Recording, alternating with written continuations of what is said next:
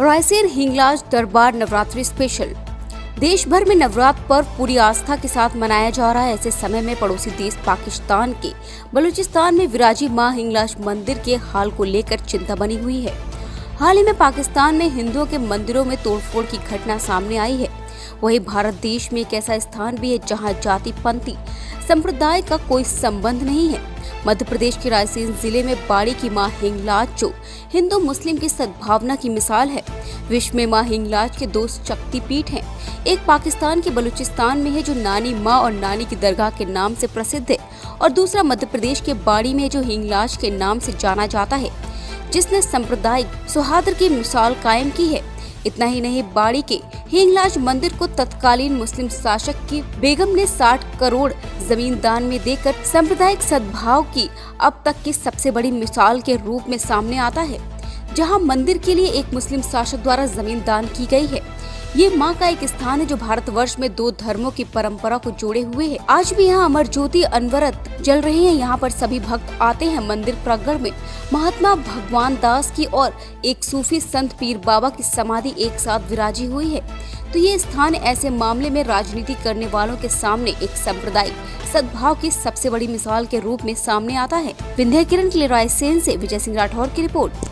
देश भर में महानवरात्रि का पर्व बड़े ही धूमधाम से मनाया जा रहा है और आज हम पहुंचे हैं माता के एक ऐसे स्थान पर जिसके बारे में कई चमत्कार के साथ साथ उनकी गाथाएं इतनी फैली हुई हैं कि यहां से लेकर पाकिस्तान तक उनकी चर्चाएं की जाती हैं। जी हाँ, हम बात कर रहे हैं मध्य प्रदेश के विंध्याचल पर्वत श्रेणी पर विराजी मां हिंगलाज की। मां हिंगलाज के बारे में बताया जाता है कि इनका एक पहला जो स्थान है वो पाकिस्तान के बलूचिस्तान में स्थित है, जहां पर उन्हें नानी की दरगाह के नाम से उस स्थान को जाना जाता है। और उसी स्थान से यहाँ के पुजारी एक ज्योत जलाकर इस स्थान पर लाए थे। तभी से यहाँ पर सैकड़ों सालों से माता विराजमान है। आइए हम दर्शन कराते हैं आपको मां के इस प्राचीन स्थान की। आप यहाँ पर देख सकते हैं कि नवरात्रि के खास दिनों में जो श्रद्धालु हैं उनका सुबह से ही आने का तांता लगा रहता है। दिन भर यहाँ अनुष्ठान चलते हैं, यज्ञशाला बनी हुई है। और आप यहाँ बाजू में देख सकते हैं मंदिर पर भी जल चढ़ाने के लिए जो माताएं आती हैं, सुबह से माताएं बहनें, और जल चढ़ाने का यहाँ पर सुबह से आयोजन चलता है। बाड़ी, बरेली, रायसेन, भोपाल आसपास के जो जिले हैं काफी संख्या में यहाँ पर श्रद्धालु आते हैं और यहाँ पर आके माँ की आराधना में व्यस्त रहते हैं। तो ये जो स्थान है इसकी काफी अपने आप में मायने हैं। यहाँ के पुजारी जी हमारे साथ मौजूद हैं। आइए हम बात करने की कोशिश करते हैं, कुछ हमारे इस स्थान के बारे में बताएं। स्वामी जी, कब से ये स्थान यहाँ पर प्रचलित है? इतिहास 700-800 वर्ष पुराना है। हाँ, इस तरह हाँ, बड़ा ऐतिहासिक और प्राचीन स्थल है और सिद्ध स्थल है। हाँ। यहाँ पर पहले महामंडलेश्वर की गद्दी हुआ करती थी। हाँ। ये इसके मंदिर के पृष्ठभाग में श्री राम जानकी मंदिर है। तो वहाँ के महाराज जी इस मूर्ति को ज्योति के रूप में लेकर के आए थे बलूचिस्तान पाकिस्तान से, और यहाँ पर मूर्ति में वो ज्योति समाहित हो गई जो आज भी अखंड ज्योति उसके साइड में मतलब प्रज्वलित है। तो ये मंदिर का इतिहास बहुत प्राचीन बताते हैं यहाँ के स्थानीय लोग। यहाँ के चमत्कारों के बारे में काफी सुना जाता है कि यहाँ पर माँ के लिए जब प्रसाद चढ़ाया जाता है तो प्रसाद भी यहाँ पर परिवर्तित हो जाता है। जी जी जी, इसलिए मुगल शासक काल में हाँ जी, इसका इतिहास तो वो प्रसाद के नाम से बड़ा इतिहास प्रसिद्ध है यहाँ पर। और उसके प्रसाद में थोड़ा मैं संक्षिप्त में बता रहा हूँ कि यहाँ पर जो महामंडलेश्वर की गद्दी हुआ करते थे वहाँ पर साधु संतों का डेरा रहता था। तो एक बार यहाँ पर मुगल शासका का जो शासन था नवाबी बेगम का, तो उसको कुछ आने परेशानी हुई, उससे वाद्य यंत्रों से आरती से परेशानी हुई, तो उसने संतों की परीक्षा लेने के लिए कुछ अभक्ष पदार्थ भेज दिए। यहाँ पर जो पृष्ठभाग में आप देख रहे हैं राम जानकी मंदिर का जो प्रवेश द्वार है, वहाँ ला करके उन्होंने उस पदार्थ को कहा कि जाओ इसको भोग लगा करके आना। तो बड़े सिद्ध संत यहाँ पर निवास करते थे पहले, तो उन्होंने सिद्ध संतों ने अर्घ्य दे करके और जल उस पर छिड़क दिया और कहा कि जाओ अपनी यानी रानी साहिबा को इस प्रसाद को खिला देना और उसको वितरण कर देना। तो जब यहाँ से वो सैनिक लोग उनके सेवक लोग लेकर के गए तो वो प्रसाद जो था वो मिष्टान के रूप में परिवर्तित हो गया। ऐसा यहाँ का इतिहास बताते हैं। इसके अलावा यहाँ बताई जाती है कि लगातार ज्योत जलती रहती है और यहाँ पर जो श्रद्धालु आते हैं उनकी मनोकामना पूरी होती है। अवश्य यहाँ पर जब से यानी महाराज जी ने मूर्ति को ज्योति स्थापित हुई है तब से अखंड ज्योति के रूप में यहाँ प्रज्वलित है।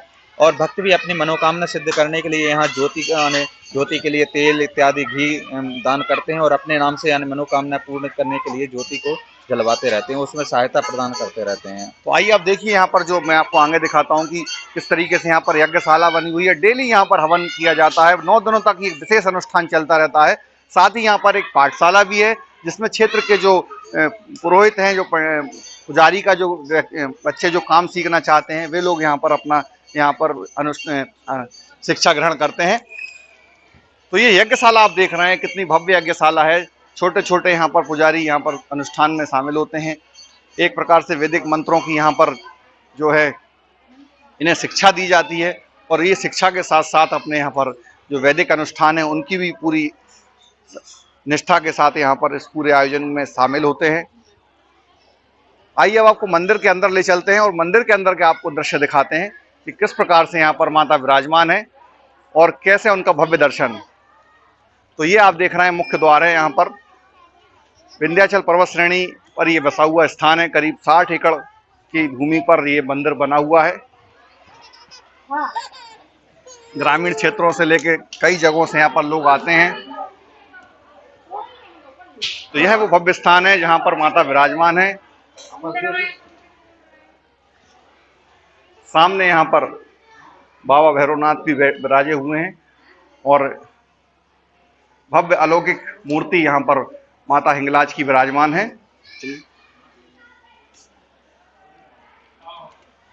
नवरात्रि के दिनों में विशेष यहाँ पर महत्व होता है अनुष्ठान का, और दूर दूर से श्रद्धालु यहाँ पर आकर अनुष्ठान में भाग लेते हैं, पूजा पाठ करते हैं।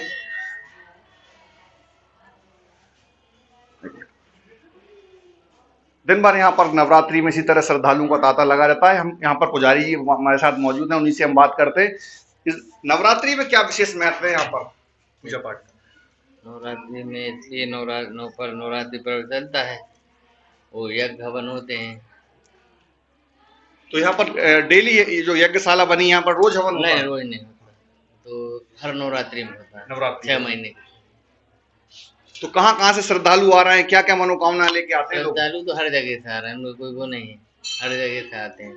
हर टोटल अपनी जो मनोकामना होती है तो सब पूर्ण होती है। जैसे किसी के बच्चे नहीं है, कुछ नहीं है, उनको पुत्र प्राप्ति होती है। तो आप देख रहे हैं किस प्रकार से माता यहाँ पर विराजमान है, और जो श्रद्धालु सच्चे मन से यहाँ पर अपनी मनोकामना लेकर आते हैं, माता उनकी मुरादें जरूर पूरी करती है।